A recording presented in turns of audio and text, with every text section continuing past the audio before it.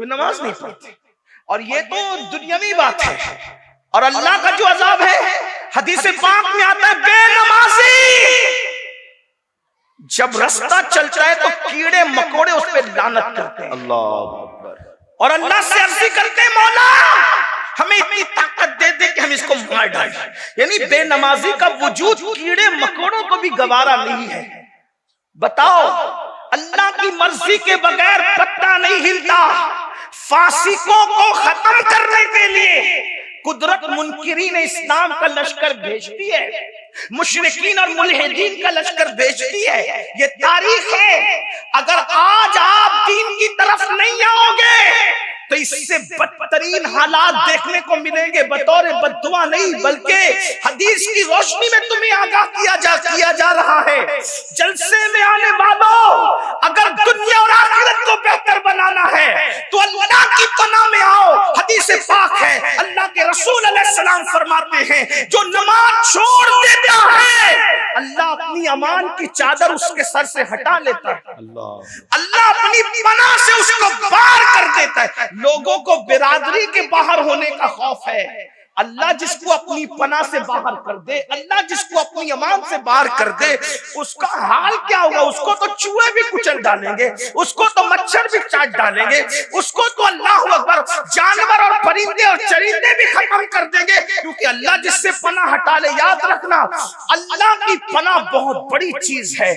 اگر اللہ پناہ دینے پر آئے، توجہ، اگر اللہ پناہ دے، اگر اللہ پناہ دے تو اللہ کی پناہ کی شان یہ ہے کہ وہ مکڑی کے جالے سے بھی بڑے سے بڑے طاقتور کی حفاظت کر لیتا ہے. دنیا میں اگر آپ سے کوئی پوچھے نا کہ سب سے بڑا طاقتور دنیا میں کون ہے، دنیا میں سب سے بڑا طاقت، آنکھ بند کر کے کہنا محمد رسول اللہ صلی اللہ علیہ وسلم. آنکھ بند کر کے کہنا. کیوں؟ اس لیے کہ جو اشارے سے چاند ٹکڑے کر دے، اس سے بڑا طاقتور کون ہو سکتا ہے خدا کی مخلوق میں؟ اشارے سے تو میرے بھائی کاغذ بھی نہیں پھٹتا. چیلنج ہے تمہارے جھارکھنڈ کے بڑے سے بڑے پہلوان کو لے آؤ اور بولے اشارے سے کاغذ پھاڑ کے بتا دے. اشارے سے تو اشارہ ہے، ایک انگلی سے تو کاغذ بھی نہیں پھٹتا.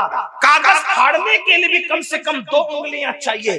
لیکن اللہ اکبر، یہ کیا طاقت ہے کہ جبل ابو قبیس میں کھڑے ہو کے صرف اشارہ کرتے ہیں اور چاند ٹکڑے کر دیتے ہیں، اشارہ کر کے سورج کو پلٹا لیتے ہیں، اشارہ کر کے درختوں کو اپنے پاس بلا لیتے ہیں.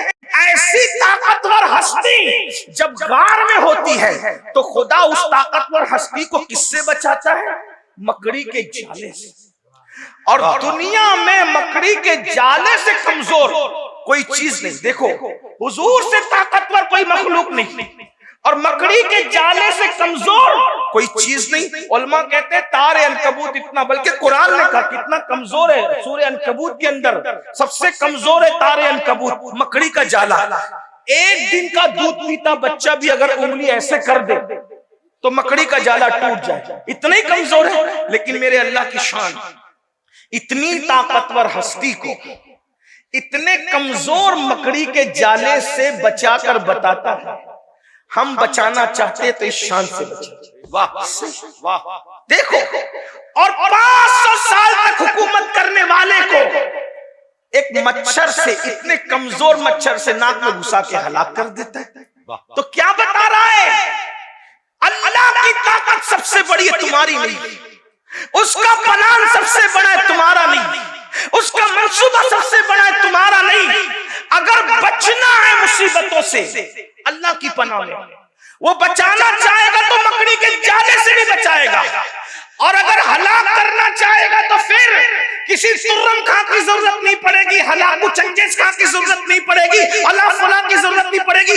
جب وہ تمہیں ذلت سے مارنا چاہے تو صرف وہ مچھر سے بھی تمہیں مار ڈالے، مچھر سے بھی تمہیں. تو اس کی پناہ کی طرف آؤ. اور اس کی پناہ کب ملے گی؟ کچھ بھی کر لو، نعرے لگا لو، بڑی بڑی باتیں کر لو، کانفرنس کر لو، یہ کر لو وہ کر لو، لو، اسکولیں بنا لو، مدرسے بنا لو، کالجز بنا لو، یہ کر لو، ایسا کر لو، سب کچھ کر لو، جب تک اس کی بارگاہ میں جھکو گے نہیں، سجدہ کرو گے نہیں، نماز پڑھو گے نہیں، اس وقت تک کہ اللہ کی پناہ ملنے والی نہیں. کیونکہ اللہ کے رسول سے فرما دیا گیا جو نماز چھوڑ دے وہ اللہ کی پناہ سے باہر ہو جاتا ہے. پھر ذلت اس کا مقدر، رسوائی اس کا مقدر، ذلیل ہونا اس کا مقدر، مفلس ہونا اس کا مقدر، ستایا جانا اس کا مقدر، پریشان ہونا اس کا مقدر.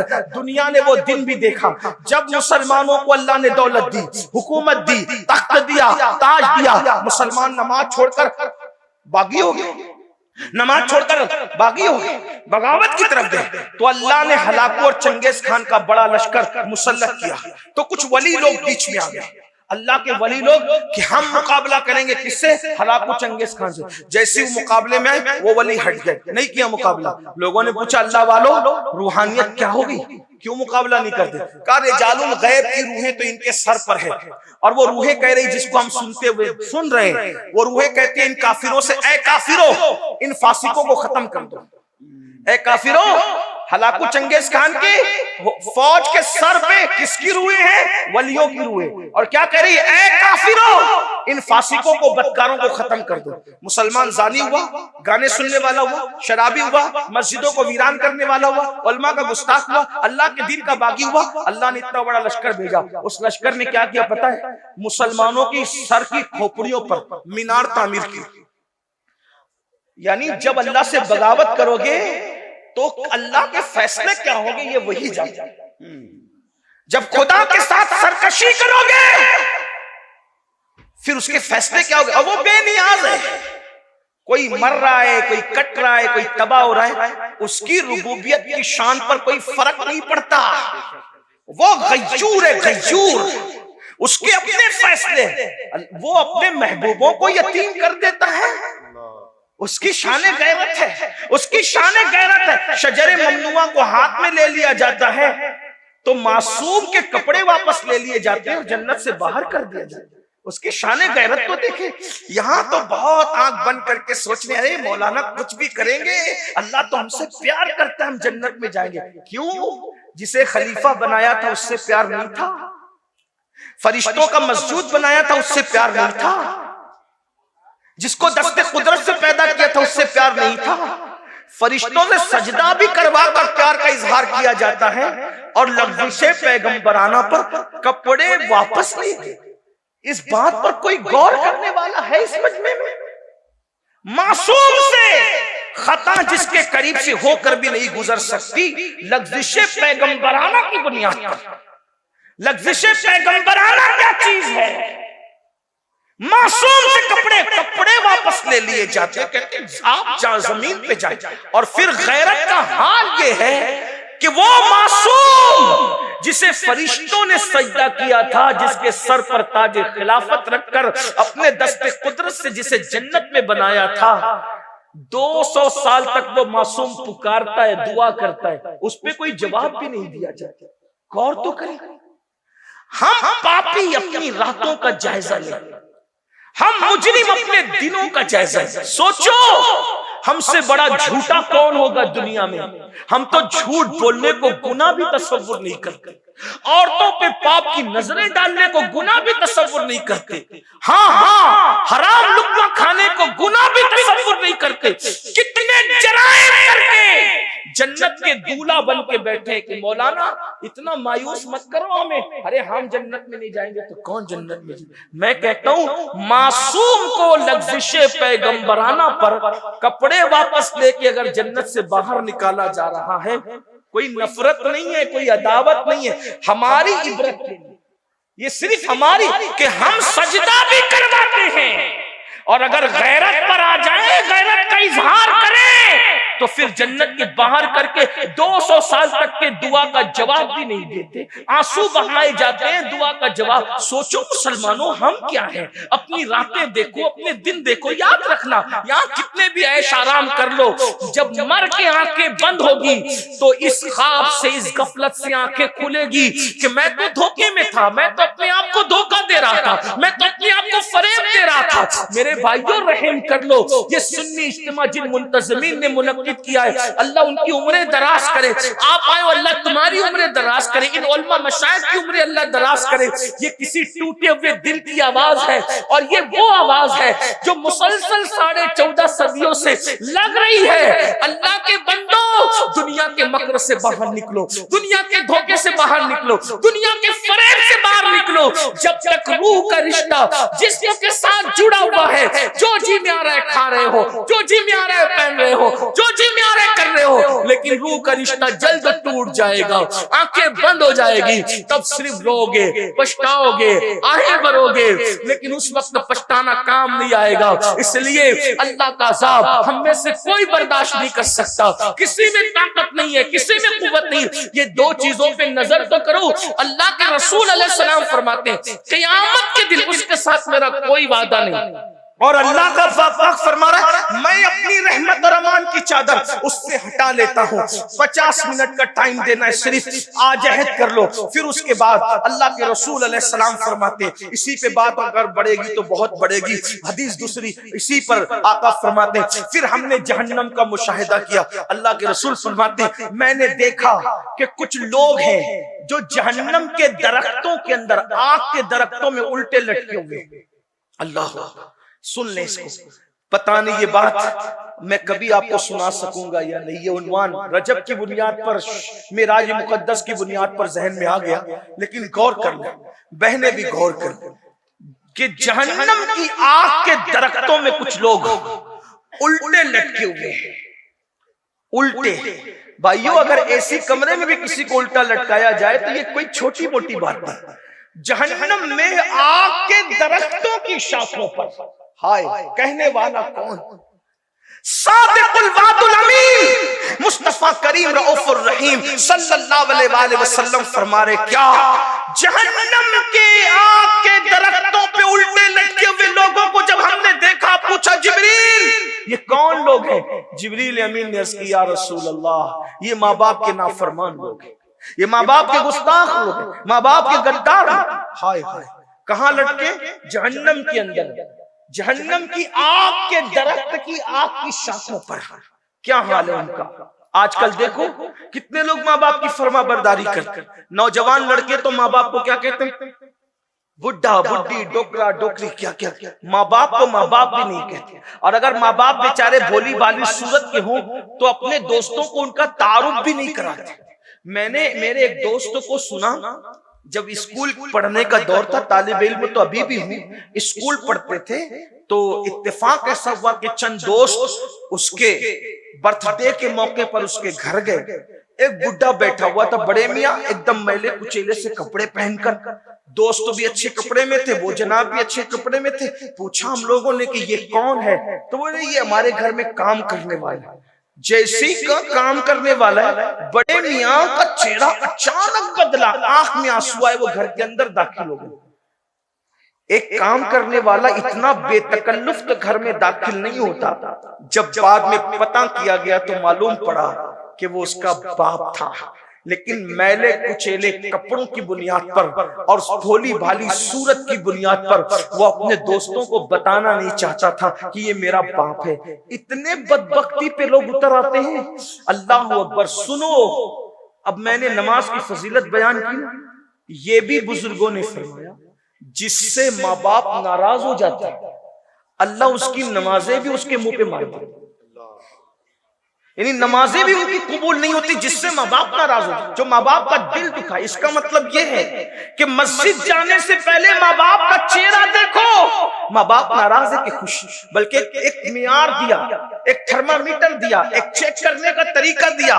ایک صحابی نے پوچھا یا رسول اللہ صلی اللہ علیہ وآلہ وسلم حضور یہ بتائیں کہ ہمیں یہ پتہ نہیں چلتا نا کہ اللہ ہم سے راضی ہے کہ ناراض ہے، کیونکہ اللہ نظر نہیں آتا، اللہ سے بات نہیں ہو سکتی، اللہ دکھائی نہیں دیتا، پھر کیسے پتا کرے کہ وہ راضی ہے کہ ناراض ہے؟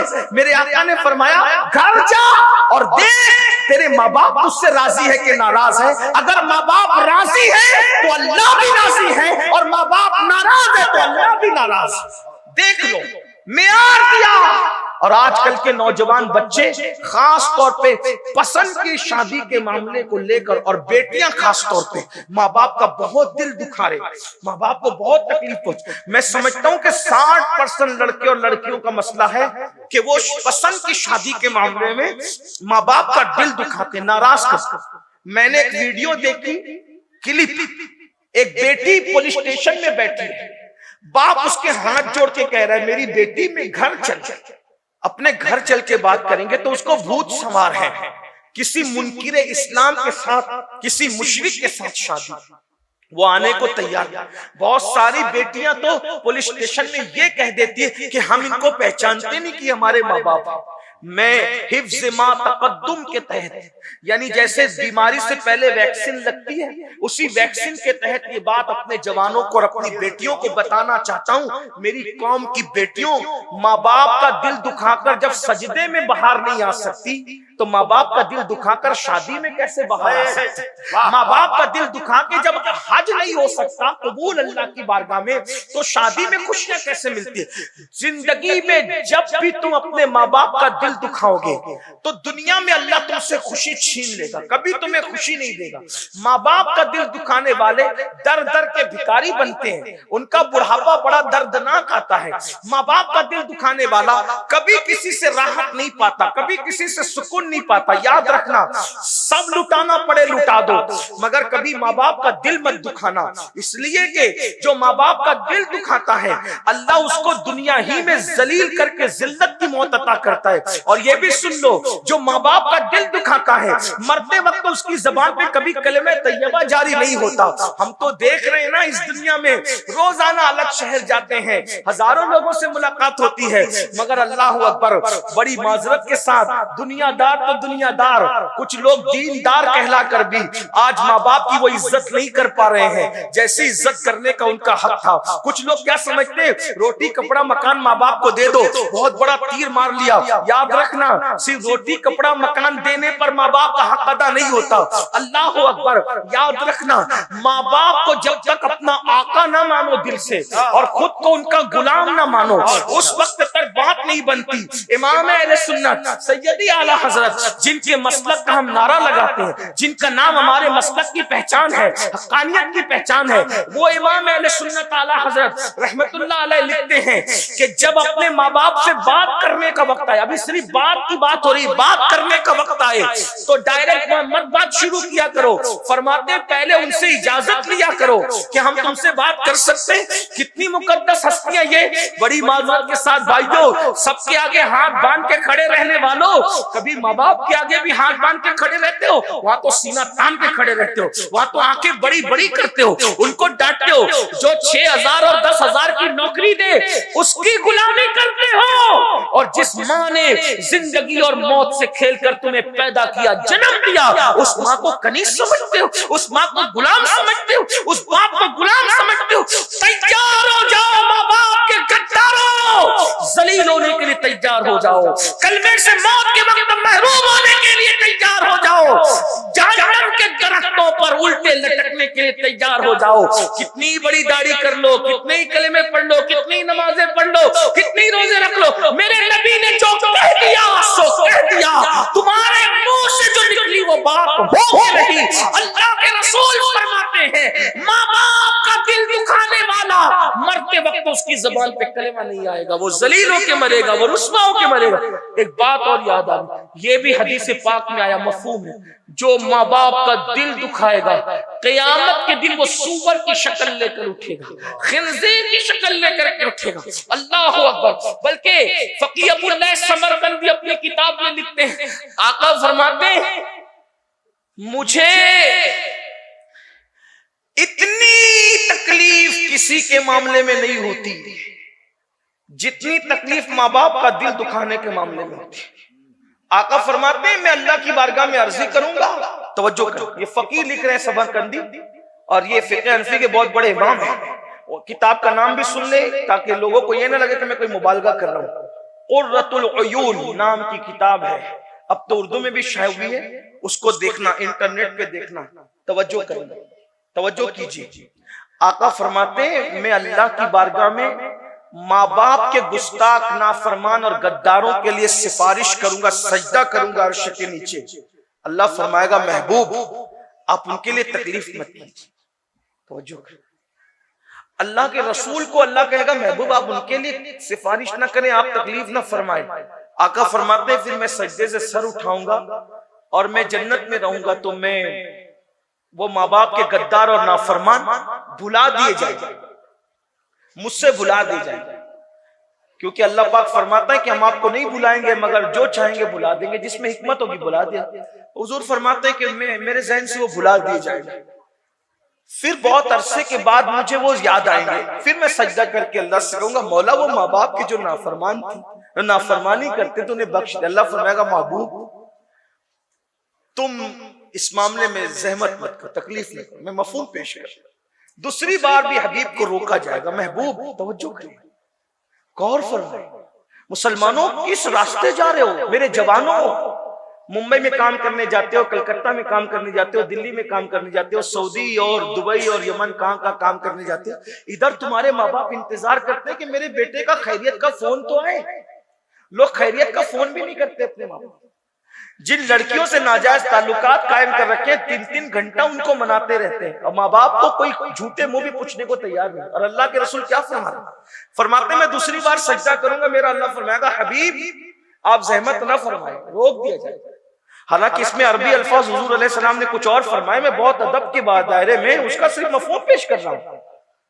پھر آقا فرماتے ہیں تیسری بار میں وہ یاد آئیں گے، پھر میں سجدہ کروں گا، میں اللہ کی بارگاہ میں عرض کروں گا مولا ان کے ماں باپ مجھے بتا دے، یہ جو نافرمان لوگ ہیں ان کے ماں باپ مجھے بتا دے تو میں ان کو منا لوں۔ آقا کو یعنی اپنے ماں باپ سے زیادہ حضور ہم سے پیار کرتے ہیں۔ ماں باپ ناراض ہو کے بیٹھے جنت میں اور نافرمان جہنم میں، اور آقا 3 بار سفارش کر چکے اور اللہ پاک اپنے حبیب کو روک رہا ہے کہ محبوب ابھی آپ یہ سفارش نہ کریں، حتیٰ کہ تیسری مرتبہ جب سفارش کر کے آقا فرمائے عرض کریں گے مولا اس کی ان کے ماں باپ کو بتا دے میں ان سے ملاقات کر کے ان کو منا لوں، تو اللہ پاک ماں باپ سے ملائے گا اور پھر آقا فرماتے میں ان کے ماں باپ کو لوں گا اور ساتھ میں لے کر کے کہوں گا دیکھو تو صحیح تمہارے بچوں کا حال کیا ہے، ان کو معاف کرو۔ وہ کہیں گے حضور انہوں نے ہمیں بہت ستایا، ہم نہیں معاف کرتے۔ آقا فرماتے اللہ ان کو بتا تو یہ جہنم کے اندر ان کو دکھا کہ ان کے بچوں کا کیا حال ہے، تو وہ دیکھیں گے کہ جہنم کے درختوں میں لٹکے ہوئے ان کو بغیر آنکھ کے، بغیر کان کے، بغیر منہ کے فرشتے عذاب دے رہے ہیں اور ان کی چیخیں نکل رہی ہے، وہ آہو بکا کر رہے ہیں، تو وہ ماں باپ بھی رو پڑیں گے۔ تو آقا فرماتے میں کہوں گا دیکھو